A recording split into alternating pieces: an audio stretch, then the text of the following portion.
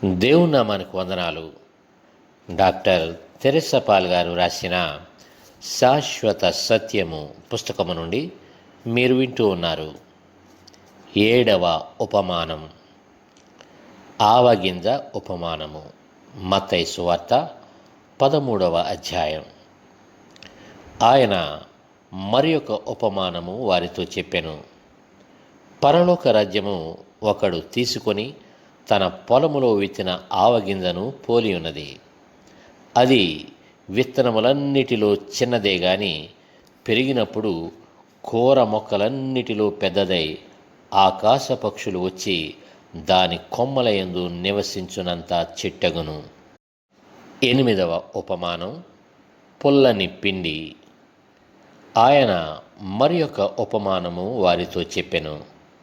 పరలోక రాజ్యము ఒక స్త్రీ తీసుకుని పిండి అంతయు పులిసి పొంగు వరకు 3 కొంచెముల పిండిలో దాచిపెట్టిన పుల్లని పిండిని పోలియున్నది. 9వ ఉపమానం, దాచబడిన ధనమును గూర్చిన ఉపమానం. పరలోక రాజ్యము పొలములో దాచబడిన ధనమును పోలియున్నది. ఒక మనుష్యుడు దాని కనుగొని దాచిపెట్టి అది దొరికిన సంతోషముతో వెళ్ళి తనకు కలిగినదంతయు అమ్మి ఆ పొలమును కొనును.